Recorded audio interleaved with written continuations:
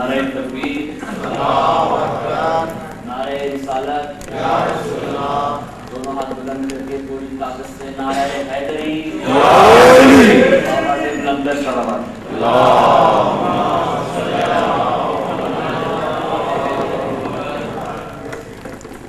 सूरह फातिहा।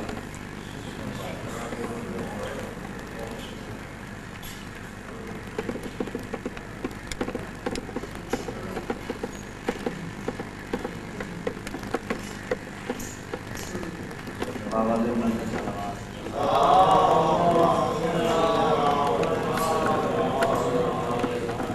ज़्यादा समझ के नहीं, इबादत समझ के आवाज़ बुलंद कर सलावत।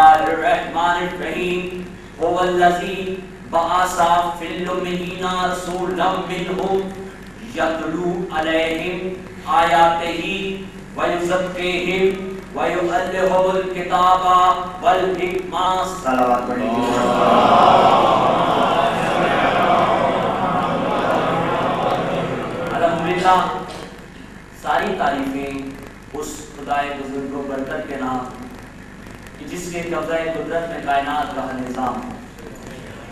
दरूद और सलाम मोहम्मद व आले मोहम्मद। 26 सफर 26 मुहर्रम 1432 हिजरी की तकरीब बासिलसिला शहादत सैयद इमाम ज़ैनुल आबिदीन अलैहिस्सलाम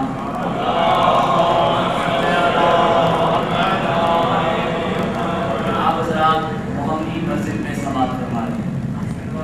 दुआ है कि परवरदिगार बानी मजलिस की और जितने हाज़रीन या तशरीफ़ लाए हैं या जो नहीं आ सके मोमिनीन उन सब की परवरदिगार शाहज़ादी कौनैन के सदक़े में तमाम तर हाजात अपनी बारगाह से कबूल करें।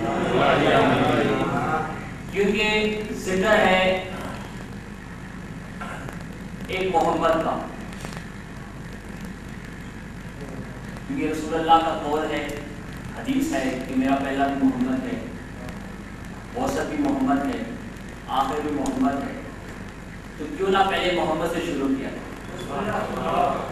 और क्योंकि मैं खुद बहुत थका हुआ हूँ, लेकिन मेरा अकीदा थका हुआ है नहीं है, आवाज़ भी थकी हुई। लेकिन मैं चाहूँगा कि आप थोड़ा थोड़ा अगर मेरे साथ चलेंगे, बुजुर्ग बैठे हैं तो मेरी हौसला अफजाई होगी।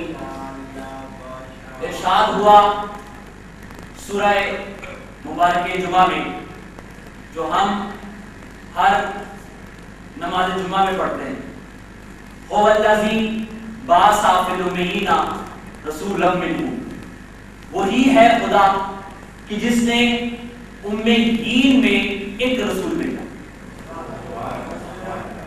وہی خدا ہے کہ جس نے امیین میں ایک رسول بھیجا. اس کا کام کیا ہے؟ اس کا مقصد بعثت کیا ہے؟ کیوں بھیجا گیا؟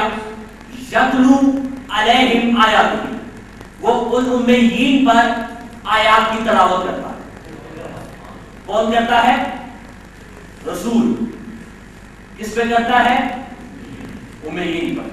یتلو علیہم آیاتہ ویزکیہم، اور ان کے ناپاک نفوس کو پاک کرتا ہے. کون پاک کرتا ہے؟ رسول. کن کے؟ امیین کے. ویزکیہم ویعلمہم الکتاب والحکمہ، اور انہیں کتاب و حکمت کا علم عطا کرتا ہے. جو علم دے گا وہ عالم ہوگا، جنہیں دے گا وہ جاہل ہوں گے نا بھائی. یہ ہے مقصد بعثت سرکار خاتم مرتبت صلی اللہ علیہ وآلہ وسلم. تین مقصد قرآن میں بیان کیے: یتلو علیہم آیاتہ، آیات کی تلاوت کرنا، نفوس کو پاک کرنا، کتاب و حکمت کا علم دینا. تین مقصد رسول کے امیین کے لیے. آیات کی تلاوت کرتا ہے، نفوس کو پاک کرتا ہے، اور علم حکمت کا عطا کرتا ہے. کون کرے گا؟ دیکھیے یہ خداوند عالم کا کرم ہے کہ اس نے انسان بنانے سے پہلے ہادی بنایا. اس نے انسان بنانے سے پہلے ہادی بنایا. کیوں؟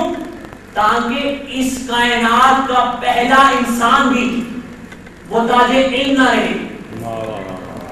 اگر ایسے ہوتا کہ نبی بعد میں بھیجا جاتا اور انسان پہلے بھیج دیے جاتے تو انسان گمراہی میں رہ جاتا، ہدایت کے بغیر رہ جاتا. تو خدا نے یہ گوارا نہیں کیا کہ وہ ہادی بعد میں بھیجے. اب آپ کو تھوڑی سی زحمت ہوگی لیکن آپ نے سمجھنا ہے بات. اور میں اپیل یہ کر سکتا ہوں کہ اگر آپ تھوڑی سی میرے ساتھ مطلب چلیں گے تو ہم کسی نہ کسی منزل تک پہنچیں گے، کیونکہ سارے بزرگ بھی بیٹھے ہیں، نوجوان لوگ بھی بیٹھے ہیں. اگر آپ لوگ سردی ہے تو انشاءاللہ ولایت علی کی گرمی ہے، ٹھیک ہے؟ تو سردی کو دور کرتے ہوئے دونوں طاقت سے، دونوں بازو اٹھا کے طاقت سے، پوری طاقت سے نعرہ حیدری. آپ سب کی توجہ چاہیے تھوڑی تھوڑی. دیکھیے خدا نے اس نبی کی بعثت کا دیباچہ حضرت آدم کو کرا. ارشاد ہوا قرآن مجید میں کہ انی جاہل فی الارض خلیفہ، میں اس زمین پر اپنا خلیفہ بنانے والا. انی جاہل، کون کہہ رہا ہے؟ اللہ. کس کے لیے کہہ رہے ہیں؟ آدم کے لیے. کیا بنا رہے ہیں؟ خلیفہ نہیں. تو معلوم ہوا کہ خلیفہ بنانے کا حق اللہ کو ہے. خلیفہ بنانے کا حق انی جاہل فی الارض خلیفہ. اور یہ پہلا ہادی، یہ پہلا پیغمبر اتنا عظیم، اتنا تعظیم والا کہ قرآن نے کہا کہ جب میں اسے سجا دوں اور اس میں اپنی روح داخل کر دوں تو تم سب کے ساتھ سجدے میں گر جاؤ. اب دوسرے مقام پہ قرآن نے روح کے معنی بتائے کہ میرے حبیب یہ تم سے سوال کرتے ہیں کہ روح کیا ہے، ان سے کہہ دو روح میرے اللہ کا امر ہے. تو سجدہ آدم کو نہیں ہوا، سجدہ اس امر رب کو ہوا جو آدم کو عطا کیا گیا. اور فرشتوں نے سجدہ فوراً نہیں کر لیا تھا. قرآن پڑھیں، دو آرگومنٹ پیش کیے، انکار نہیں کیا لیکن دو آرگومنٹ پیش کیے کہ پروردگار تیری تعریف و تسبیح تو ہم بیان کرتے ہیں. دوسرا یہ تو زمین میں جا کے فساد کرے گا۔ اللہ نے کہا اچھا، اب اللہ امتحان لے رہا تھا فرشتوں کو، اس نے کہا اچھا یہ بات ہے، یہ نام بتاؤ۔ لیکن یہ ساری باتیں اے بی سی ہیں اور آپ سب کو آتی ہیں، ٹھیک ہے؟ تو یہ بچوں کے لیے اللہ نے کہا اچھا ٹھیک ہے، رکو ملا قرآن پڑھ لے جا کے، پروردگار ہمارے پاس تو اتنا علم ہے جتنا تم نے ہمیں عطا کیا ہے۔ جب فرشتے اپنی کل علمی کا اظہار کر چکے تو اللہ نے آدم سے خطاب کر کے کہا یا آدم انبئہم باسمائہم، یہ اے آدم یہ فرشتے یہ اسما نہیں جانتے، یہ اسما تم فرشتوں کو بتاؤ، تم بتاؤ۔ تو دوستو تو فکر قرآن یہ نہیں ہے کہ قرآن پڑھتے چلے جاؤ مسجدوں میں، بلکہ یہ ہے کہ یہی رکو اور رک کے پوچھو وہ کون سے نام تھے، وہ کون سے اسما تھے جو آدم نے فرشتوں کو بتائے، جس کی وجہ سے فرشتوں نے آدم کو سجدہ کیا۔ تفسیر در منصور جلال الدین سیوطی حوالہ دے رہا ہوں، اس نے لکھا ہے کہ جیسے ہی اللہ نے آدم سے کہا یا آدم انبئہم باسمائہم، آدم نے ادب سے سر اٹھایا۔ اب توجہ چاہتا ہوں، آدم نے ادب سے سر اٹھایا اور اللہ کی طرف دیکھ کے کہا الہی انت محمود، ھذا محمد، انت اعلی، ھذا علی، انت فاتح، ھذہ فاطمہ، انت قدیم، ھذا حسن، انت محسن، ھذا حسین۔ پروردگار تو محمود ہے، یہ محمد ہے، تو اعلیٰ ہے، یہ علی ہے، تو فاطر ہے، یہ فاطمہ ہے، تو قدیم ہے، یہ حسن ہے، تو محسن ہے، یہ حسین ہے۔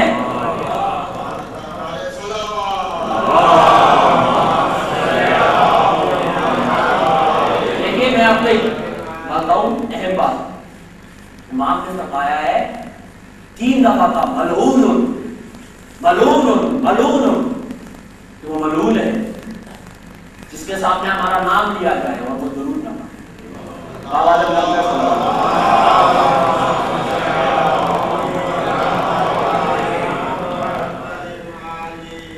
پروردگار تو اعلیٰ ہے، یہ علی ہے، تو فاتح ہے، یہ فاطمہ ہے، تو قدیم ہے، یہ حسن ہے، تو محسن ہے، یہ حسین ہے۔ اب پتہ چلا آدم کو سجدہ کیوں ہوا؟ آدم نے خلق ہوتے ہی ابھی کوئی نماز نہیں پڑھی، ابھی کوئی روزہ نہیں رکھا، کوئی تبلیغ نہیں کی، کوئی قرآن کی تلاوت نہیں کی، کچھ بھی نہیں کیا۔ آدم کو عظمت اس وجہ سے ملی کہ اس نے پیدا ہوتے ہی اپنے عقیدے کا اعلان کیا کہ میں پنجتن پاک کی معرفت رکھنے والا آدم ہوں۔ تو آدم کو سجدہ اس لیے ہوا کہ اس نے کہا کہ میں پنجتنی ہوں، میں پنجتنی ہوں۔ تو اے پنجتنیوں کو دیواروں پر اور اشتہاروں میں کافر کافر لکھنے والوں، تمہارا باپ آدم بھی تو پنجتنی تھا۔ یہ ہے دیکھیں، اور جس نے سجدہ نہیں کیا اس کے 3 نام ہیں۔ اب توجہ بچوں کی، اور مجھے نہیں پتا کہ تینوں سے اس کا کیا تعلق ہے۔ عزازیل شیطان، کرتوتوں کی وجہ سے شیطان، اور ابلیس،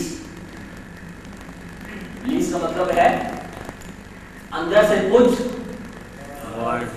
نہیں۔ اب توجہ کرے، اب خاموشی آپ کی ٹوٹنی چاہیے۔ اندر سے کچھ، باہر سے کچھ، اندر سے عبادت کی وجہ سے کچھ تھا۔ اب توجہ چاہتا ہوں، اور اللہ نے اسے کہا، اللہ نے کہا کہ تو نے سجدہ نہیں کیا، جا کے قرآن پڑھے، سورہ زوار کیا ہے، جا کے پڑھ لیں، تو نے سجدہ نہیں کیا۔